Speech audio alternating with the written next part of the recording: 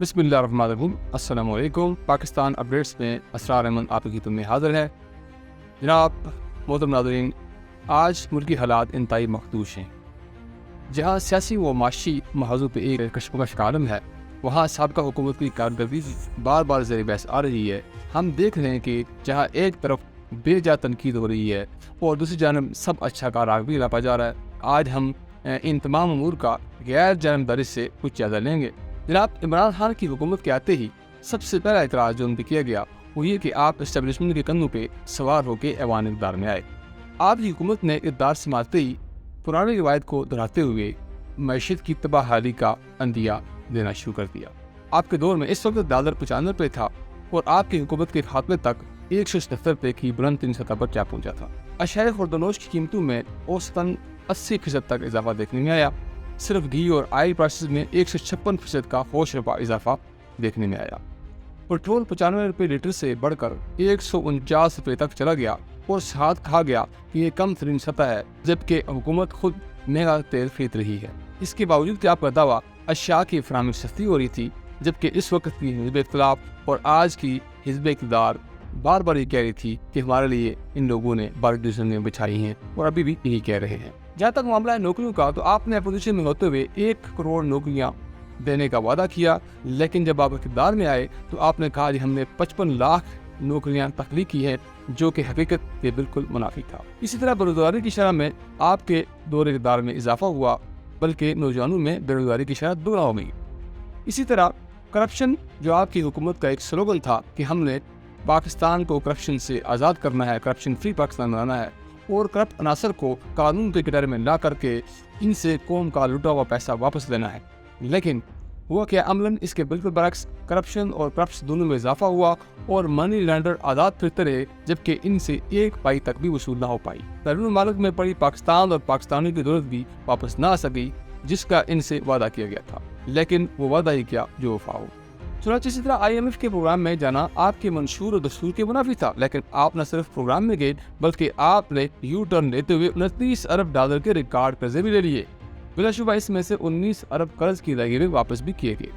اب آئے کورونا کی طرف، تو دسمبر 2019 میں عالمی وبا کورونا کا اچانک حملہ پوری دنیا کو جہاں مفروض بنا گیا، وہاں ملک پاکستان کو بھی سنگین حالات کا سامنا کرنا پڑا۔ جہاں بار بار لاک ڈاؤن سے دہائی دار طبقے کی کمر ٹوٹ گئی، وہاں ملک میں بےروزگاری میں اضافہ ہوا اور انڈسٹری بھی بند کرنی پڑی اور درآمدات اور برآمدات دونوں پوری طرح متاثر ہوئے۔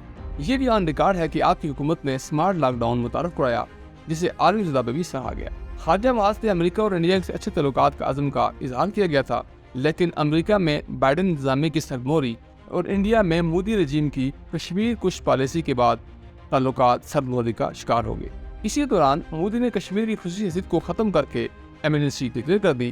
اس موقع پہ عمران خان نے کشمیریوں کو پرامن رہنے کا مشورہ دیا، لیکن دوسری جانب متبادل بیک ڈور ڈپلومیسی پہ کوئی کام نہ ہو سکا۔ آپ کے دور اقتدار میں فرانس میں سرکاری سطح پہ حضور نبی اکرم صلی اللہ علیہ وسلم کے خاکے بنائے جانے کا مقابلہ منعقد کیا گیا، جس پہ پوری امت مسلمہ کے دلوں کو ٹھیس پہنچی۔ پاکستان میں فرانس کے اس گراؤنے کردار پر عوامی احتجاج اور دھرنے شروع ہو گئے، جن میں آپ سے فرانسیسی سفیر کی بے دخلی کا آسان تر مطالبہ کیا گیا، جو کہ سفارتی اصول کے مطابق ہوتے ہوئے کسی بھی ملک کی داخلی پالیسی اور انٹرنیشنل قوانین کے بالکل بھی منافی نہیں تھا۔ اس پر آپ نے کسی بھی اقدام کے بجائے محض معاملہ پارلیمنٹ میں لے جانے کا عندیہ دیا اور بالآخر اس موقف سے سرے منہ انکار کر گئے اور مشتعل عوام پہ تشدد شروع کر دیا اور آپ نے جیلیں بھرنے شروع کر دی۔ یہ سنگین معاملہ آپ کے دور اقتدار کا سب سے نمایاں اور بدنما داغ ہے، جس کے بعد آپ کے دور حکمرانی کے زوال کا آغاز ہوتا ہے۔ کیا جائے کہ محرکات بظاہر کچھ اور تھے، کیونکہ آپ کے مطابق ریاست مدینہ رول ماڈل ہے جہاں انصاف کا نظام قائم تھا، لیکن آپ یہ سب بھول گئے کہ ریاست مدینہ میں حرمت سرور دو عالم پہ کسی بھی قسم کی لچک ایمان بھی منافی تھی۔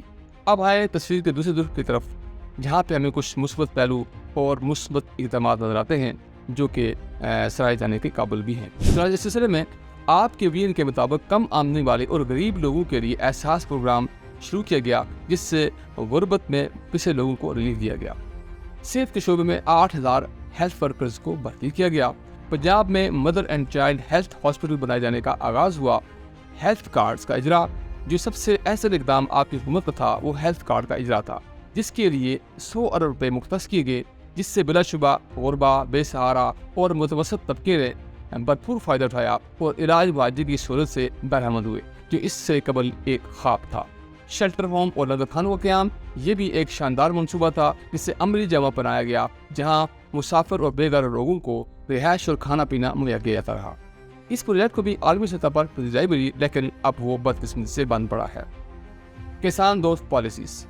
किसान दोस्त पॉलिसी के तहत पहली बार ज़राअत के शोबे को अहमियत दी गई और किसानों को 28 अरब रुपए की सब्सिडी भी दी गई। इसके अलावा ट्रैक्टर और मशीनरी के लिए किसान कार्ड मुतारफ कराया गया। आज़ाद खारजा पॉलिसी की तरफ कदम। चुनांचे आज़ाद खारजा पॉलिसी बानी पाकिस्तान के विजन के मुताबिक एक मुहब्बे वतन हुकूमत की तरजीह अव्वल होना चाहिए, लेकिन पाकिस्तान में ऐसा 70 साल में कभी भी देखने में नहीं आया था। इमरान खान ने इस तरफ बाकायदा पेशकदमी करते हुए आज़ाद खारजा पॉलिसी के तहत बड़े बड़े इक़दाम किए, जिनमें से नंबर 1 कि पाकिस्तानी सरजमीन किसी भी मुल्क के खिलाफ इस्तेमाल नहीं होगी और न ही पाकिस्तान अब किसी की जंग में कूदेगा। पाकिस्तान के पड़ोसियों से ताल्लुकात पाकिस्तान के मफाद को मलूज़ खातर रख कर उस्तवार किए जाएंगे और अफगानिस्तान में इंडियन नवाज और अमरीकी कठपुतली हुकूमत की हिमायत तर्क करके असल बाशिंदों की हिमायत का ऐलान किया गया और बसात भर कोशिश की गई और एक मुस्तहकम अफगानिस्तान दुनिया में अपना किरदार अदा करे, जो खित्ते के तमाम मुल्कों के मफाद में है। इस इक़दाम से पाकिस्तान की सरहदें 2 बड़े सूबों की जानिब से इंडियन मुताफिर महफूज हो गई। खारजा महाज ने मोदी को आईना दिखाया और इससे ताल्लुकात कश्मीर की असल हैसियत की बहाली तक ख़त्म कर दिए। चुनांचे इस तरह मोदी को हिटलर का जानशीन करार दिया गया, जो अभी तक सच साबित हो रहा है। मसला फ़लस्तीन की भी खारजा महाज पे मजबूत मौक़िफ़ अपनाया गया और फ़लस्तीन रियासत के क़याम की भरपूर हिमायत की गई, जिससे आलम इस्लाम में बहुत पजीराई मिली। दौरा अमेरिका में आपने डोनाल्ड ट्रंप को कश्मीर पर साज़िश की दावत दी, लेकिन जो बाइडेन सरकार के आते ही ताल्लुकात फिर से सरमोदी का शिकार हो गए, जिसकी वजह अव्वल ज़िक्र खारजा पॉलिसी में तब्दीली का अंदेशा था। चुनांचे ये सब इक़दाम अमेरिका के लिए खतरे की घंटी थी, लिहाजा अमेरिका को ये पॉलिसी हज़म न हो सकी, क्योंकि इसे जनूबी एशिया में अपना किरदार महदूद होता हुआ नजर आ रहा था और इसे इंडियन रजीम से अपनी साझे की हंडिया चौराहे में फूटती नजर आ रही थी। लिहाजा जो बाइडेन हुकूमत पाकिस्तान में अपने ज़रफ़ेदू की मदद से सरकार की तब्दीली में जुट गई और फिर तारीख ने एक नया मोड़ ले लिया।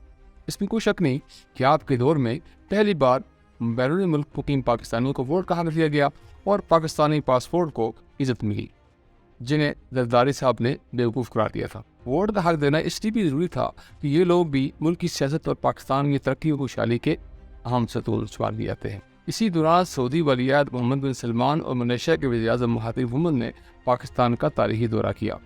इस मौके पर इमरान खान की दरख्वास्त पे सऊदी जेलों से तकरीबन 2000 पाकिस्तानियों को रिहा किया गया, जिससे पाकिस्तान और इमरान खान को एक एजाज़ बख्शा गया। चुनांचे इस्लामोफोबिया पर तारीखी करारदाद। इमरान खान की कोशिश से अक़वाम मुत्तहिदा में इस्लामोफोबिया के खिलाफ एक करारदाद पास हुई और 15 मार्च हर साल इस्लामोफोबिया के खिलाफ दिन मनाने का ऐलान किया गया। ये एक अजीम संग मील था। इसी दौरान खातमुन नबीयीन अथॉरिटी के क़याम का ऐलान किया गया। मुल्क में BA की सतह कुरान पाक की तालीम को लाज़िम करार दिया गया और सीरत रसूल सल्लल्लाहु अलैहि वसल्लम और सीरत असहाब रसूल सल्लल्लाहु अलैहि वसल्लम को निसाब में शामिल करने का प्रोग्राम बनाया गया। ये भी देखने में आया कि इमरान खान ने हमेशा नौजवानों को सीरत रसूल सल्लल्लाहु अलैहि वसल्लम की शक्ल में हकीकी ज़िंदगी या हकीकी नमूना ज़िंदगी की पैरवी की तरफ राग़िब किया। मुख्तसर अल्फाज में अगर हम इस सारी गुफ्तगू का खुलासा करें तो कुछ यूँ होगा। इसमें कोई शक नहीं कि जनाब ने इक़्तिदार का आगाज़ बगैर किसी अमली तैयारी के किया और जो टीम सेलेक्ट थी वो भी तजर्बे से आ रही थी, जिससे पहले 2 साल मामलात संभलने के बजाय उलझते गए और रही सही कसर कोविड-19 ने पूरी कर दी। लेकिन आपके दौर में कुछ उमूर में भरपूर काम हुआ। नंबर 1, आज़ाद खारजा पॉलिसी के वाणी पे ज़ोर शोर से काम शुरू हुआ। इसी का नतीजा था कि मुल्क में दहशतगर्दी का खात्मा हुआ और ड्रोन हमलों का सिलसिला मुकम्मल तौर पर बंद हुआ, जो साबिक़ा हुकूमतों की ज़िल्लत आमेज़ डील का नतीजा था। और सबसे अहम बात, हुर्मत रसूल पे बेहतरीन मौक़िफ़ इख्तियार किया गया और इसकी अहमियत को उजागर किया गया। और इसके साथ साथ अक़वाम आलम से भी इस बात का मनवाना ये कोई मामूली बात नहीं है। ये 1 अरब मुसलमानों के जज्बा ईमानी का मसला है, जिससे आलमी अमन वाबस्ता है। आखिर में हम इस शेर के साथ आपसे इजाज़त चाहेंगे कि मोहम्मद से वफ़ात होने तो हम तेरे हैं, ये जहाँ चीज़ है क्या लौह कलम भी तेरे हैं। पाकिस्तान जिंदाबाद, इस्लाम पाइंदाबाद। अस्सलामु अलैकुम व रहमतुल्लाह।